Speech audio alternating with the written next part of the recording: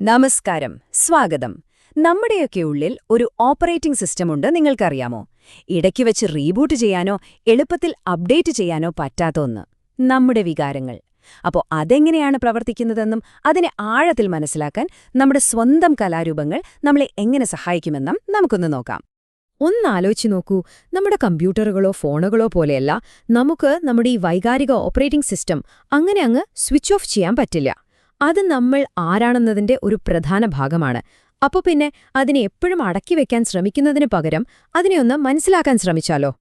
ചെറുപ്പം മുതലേ നമ്മളിൽ പലരും കേൾക്കുന്ന ഒരു കാര്യമുണ്ട്, അല്ലേ? വികാരങ്ങളൊക്കെ നിയന്ത്രിക്കണം, പ്രത്യേകിച്ച് ദേഷ്യവും സങ്കടവും ഒന്നും പുറത്ത് കാണിക്കാൻ പാടില്ല എന്നൊക്കെ. പക്ഷേ ഇങ്ങനെ വികാരങ്ങളെ അടക്കിവെക്കുന്നത് ശരിക്കും ഒരു നല്ല കാര്യമാണോ? അതോ നമ്മളെ തെറ്റായ രീതിയിലാണോ വികാരങ്ങളെ കൈകാര്യം ചെയ്യാൻ പഠിപ്പിച്ചത്? സങ്കടം വരുമ്പോൾ കരയുന്നതിൽ ഒരു തെറ്റുമില്ല. അത് നമ്മുടെ ഉള്ളിലെ ഭാരം ഒഴുക്കിക്കളയാൻ സഹായിക്കും. അതൊരു ബലഹീനതയല്ല, സത്യത്തിൽ അതൊരു റിലീസാണ്. അതുപോലെ തന്നെ ദേഷ്യം ഉള്ളിലിങ്ങനെ പുകയുമ്പോൾ അതിനെ പുറത്തേക്ക് വിടാനൊരു വഴി കൊടുക്കണം. ഇല്ലെങ്കിൽ അത് നമ്മളെ തന്നെയാണ് ദഹിപ്പിക്കുക. ആ വികാരത്തിന് പുറത്തേക്ക് വരാനുള്ള ഒരു സ്പേസ് കൊടുക്കേണ്ടത് അത്യാവശ്യമാണ്. പിന്നെ സന്തോഷം തോന്നുമ്പോൾ മറ്റുള്ളവർ എന്ത് വിചാരിക്കുമെന്നൊന്നും നോക്കാതെ ആത്മാർത്ഥമായി പൊട്ടിച്ചിരിക്കുക.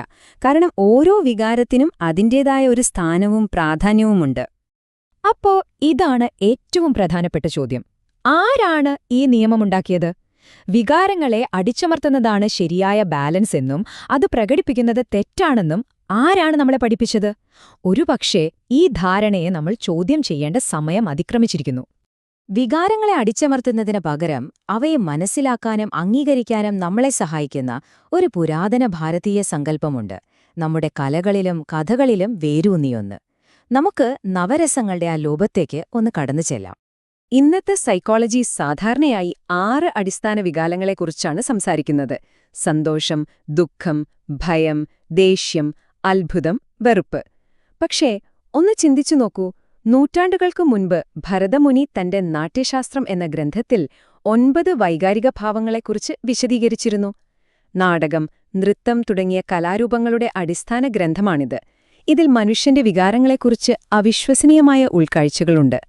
ഈ 9 രസങ്ങൾ ഇതൊക്കെയാണ്: സ്നേഹത്തിന്റെ ഭാവമായ ശൃംഗാരം, സന്തോഷത്തിന്റെ ഹാസ്യം, ദുഃഖത്തിന്റെ കരുണം, ദേഷ്യത്തിന്റെ രൗദ്രം, ധീരതയുടെ വീരം, ഭയത്തിന്റെ ഭയാനകം, വെറുപ്പിന്റെ ഭീഭത്സം, അത്ഭുതത്തിന്റെ അത്ഭുതം, പിന്നെ എല്ലാറ്റിനുമൊടുവിൽ സമാധാനത്തിന്റെ ശാന്തം. ഇത് വെറുമൊരു ലിസ്റ്റല്ല, മനുഷ്യന്റെ അനുഭവങ്ങളുടെ ഒരു സമ്പൂർണ്ണ ക്യാൻവാസാണിത്. നവരസ സങ്കല്പത്തിന്റെ ഏറ്റവും രസകരമായൊരു കാര്യം എന്താണെന്നറിയോ?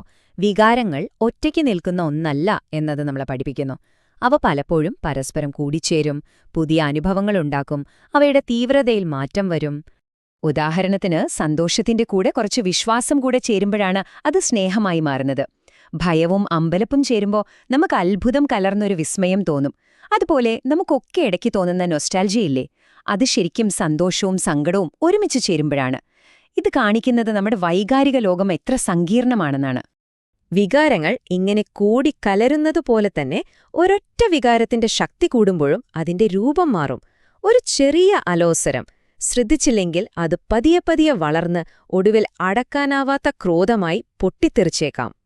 ഇതേ കാര്യം പോസിറ്റീവായും സംഭവിക്കാം. ചെറിയൊരു പ്രശാന്തതയുടെ അനുഭവം ശക്തിപ്പെടുമ്പോൾ അത് പറഞ്ഞറിയിക്കാനാവാത്ത ഒരു പരമാനന്ദമായി മാറിയേക്കാം. അപ്പോ വികാരങ്ങൾ ഒരു സ്പെക്ട്രം പോലെയാണ്, അതിന്റെ തീവ്രത എപ്പോഴും മാറിക്കൊണ്ടിരിക്കും. നമ്മൾ എത്രയൊക്കെ മിടുക്കന്മാരാണെന്ന് വിചാരിച്ചാലും നമ്മുടെ ഉള്ളിലെ യഥാർത്ഥ വികാരങ്ങളെ മുഴുവനായി ഒളിപ്പിച്ചു വെക്കാൻ നമുക്ക് പറ്റില്ല. കാരണം നമ്മുടെ മുഖം ഒരു കഥ പറയുമ്പോൾ നമ്മുടെ ശരീരം ചിലപ്പോൾ മറ്റൊരു കഥ, യഥാർത്ഥ കഥ പറയുന്നുണ്ടാവും. ഒരാളുടെ മുഖത്ത് ഒരു ഭാവവും കാണുന്നില്ലെങ്കിൽ അതിനർത്ഥം അവർക്ക് ഒന്നും ഫീൽ ചെയ്യുന്നില്ലെന്നല്ല. പലപ്പോഴും അത് അവരുടെ വികാരങ്ങളെ സജീവമായി നിയന്ത്രിക്കുന്നതിന്റെയോ അടിച്ചമർത്തുന്നതിന്റെയോ തെളിവാണ്. അതായത് വികാരമില്ലായ്മ എന്ന് പറയുന്നത് പോലും ഒരുതരം പ്രകടനം തന്നെയാണ്. നമ്മൾ എത്രയൊക്കെ കൺട്രോൾ ചെയ്താലും നമ്മുടെ യഥാർത്ഥ ഫീലിംഗ്സ് ഒരു സെക്കൻഡിന്റെ ചെറിയൊരംശത്തിലേക്ക് കുഞ്ഞു ഭാവങ്ങളായി, അതായത് മൈക്രോ എക്സ്പ്രഷനുകളായി മുഖത്ത് മിന്നിമറയും. പിടിച്ചുവെക്കാൻ ശ്രമിക്കുമ്പോഴും അറിയാതെ പുറത്തുചാടുന്ന സത്യങ്ങളാണവ. ഇവിടെയാണ് ആ വ്യത്യാസം വരുന്നത്. നമ്മുടെ മുഖമുണ്ടല്ലോ, അതൊരു നടനെ പോലെയാണ്. ഓരോ സാഹചര്യങ്ങൾക്കനുസരിച്ച് അത് അഭിനയിച്ചുകൊണ്ടിരിക്കും. സന്തോഷമില്ലെങ്കിലും നമ്മൾ ചിരിക്കും, ദേഷ്യമുണ്ടെങ്കിലും ശാന്തമായിരിക്കും. പക്ഷേ മുഖം ഇങ്ങനെ അഭിനയിക്കുമ്പോഴും നമ്മുടെ ശരീരം സത്യം വിളിച്ചു പറയും. കാരണം ശരീരത്തിന് അത്ര നന്നായി അഭിനയിക്കാനറിയില്ല. അത് നമ്മുടെ ഉള്ളിലെ യഥാർത്ഥ വികാരങ്ങളെ അതേപടി പുറത്തു കാണിക്കും. ഒന്നോർത്തു നോക്കൂ, സങ്കടം വരുമ്പോ നമ്മളറിയാതെ തന്നെ തോളൊന്ന് താഴില്ലേ? ടെൻഷനടിക്കുമ്പോ ശബ്ദമൊന്ന് വിറക്കില്ലേ? അല്ലെങ്കിൽ ആശങ്കപ്പെടുമ്പോ കണ്ണുകൾ വെറുതെ അങ്ങോട്ടും ഇങ്ങോട്ടും പായുന്നത്? ഇതെല്ലാം നമ്മുടെ ശരീരത്തിന്റെ സത്യസന്ധമായ പ്രതികരണങ്ങളാണ്, മുഖം എന്തു തന്നെ പറഞ്ഞാലും. അപ്പോ ഇത്രയും കേട്ട സ്ഥിതിക്ക് നമുക്ക് നമ്മളോട് തന്നെ ഒരു ചോദ്യം ചോദിക്കാം. നിങ്ങളുടെ ഈ വൈകാരിക ലോകത്ത് ശരിക്കും നിങ്ങളുടെ റോള് എന്താണ്? നിങ്ങൾ നിങ്ങളുടെ വികാരങ്ങളെ ഒരു സിനിമ സംവിധായകനെപ്പോലെ സ്റ്റേജ് മാനേജ് ചെയ്യുകയാണോ? ഓരോ സീനിലും ഏത് വികാരം വരണമെന്ന് കർശനമായി നിയന്ത്രിക്കുന്നൊരു നടനാണോ നിങ്ങൾ? അതോ നിങ്ങളുടെ ഉള്ളിലിരുന്ന് ആ വികാരങ്ങൾക്ക് പറയാനുള്ളത് കേൾക്കാൻ, അവരുമായി സംസാരിക്കാൻ നിങ്ങൾ അവസരം കൊടുക്കുന്നുണ്ടോ? ഈ ചോദ്യത്തിനുള്ള ഉത്തരം ഒരുപക്ഷെ നിങ്ങളെ തന്നെ അത്ഭുതപ്പെടുത്തിയേക്കാം. എന്താണ് നിങ്ങളുടെ ഉത്തരം? ഒന്നാലോചിച്ചു നോക്കൂ.